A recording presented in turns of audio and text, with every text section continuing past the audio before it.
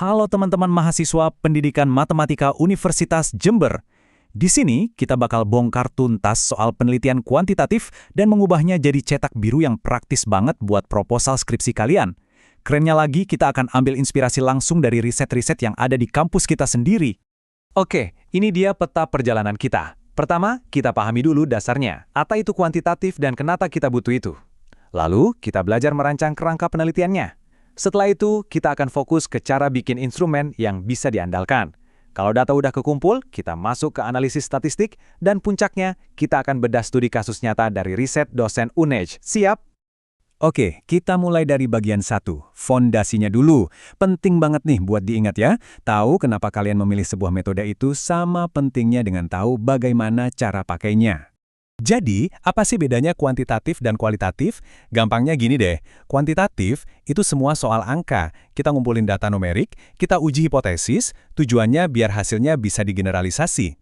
Nah, kalau kualitatif, ini lebih ke cerita, datanya deskriptif, tujuannya buat memahami makna dan konteks yang mendalam. Satunya mengukur seberapa banyak, satunya lagi menggali kenapa.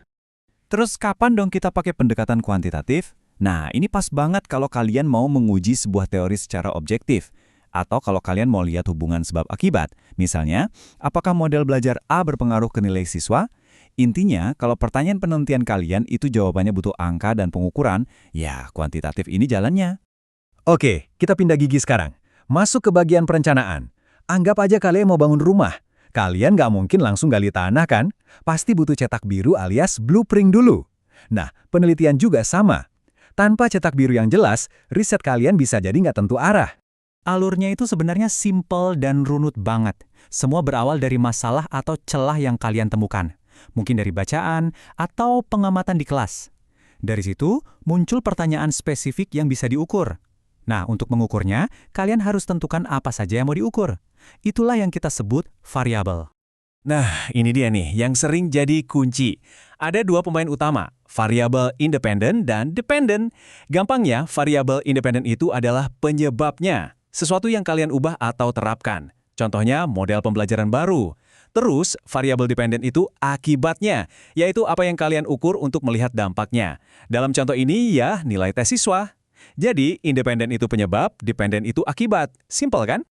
Oke, cetak biru udah siap. Sekarang kita butuh peralatannya. Di dalam penelitian, peralatan ini kita sebut instrumen. Bisa berupa tes, kuesioner, atau lembar observasi.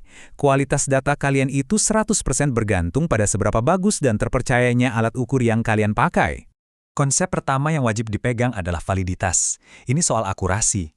Ibaratnya kalian mau nembak sasaran, ya harus kena sasarannya.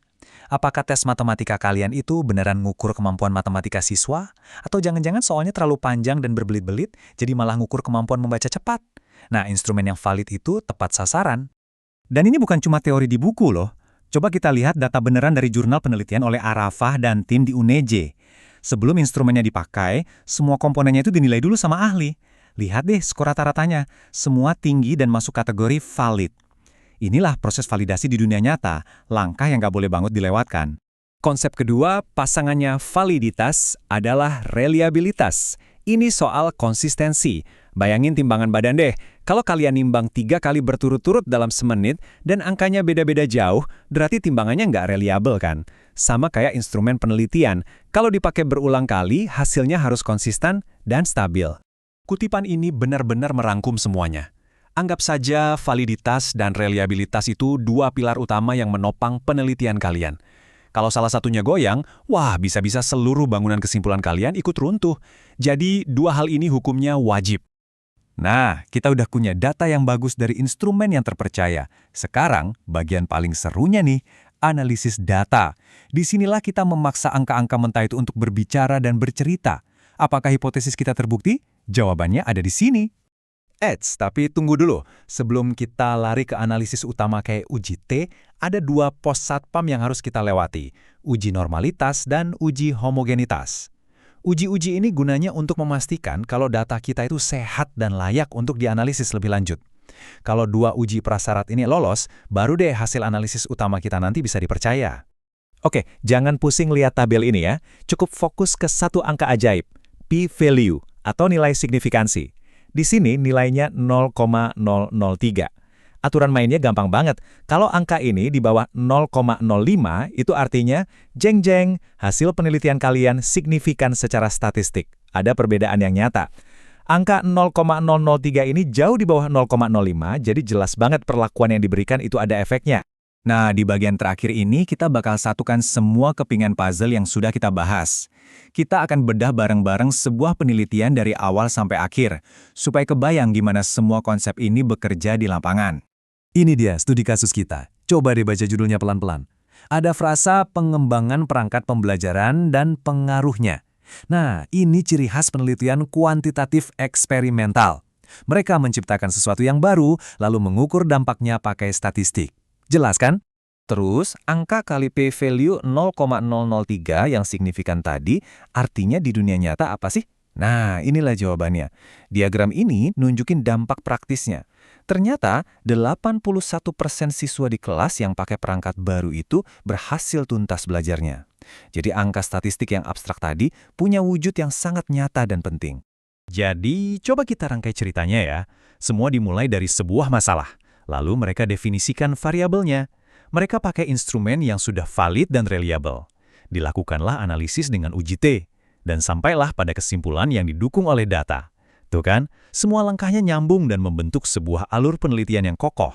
Jadi, inilah dia intinya. 5 langkah ini adalah cetak biru kalian. Ini adalah checklist yang bisa kalian pakai untuk proposal skripsi nanti. Mulai dari masalah yang fokus, tentukan variabelnya, pastikan instrumennya oke, pilih analisis yang pas, dan yang paling penting, semua kesimpulan harus berdasarkan data.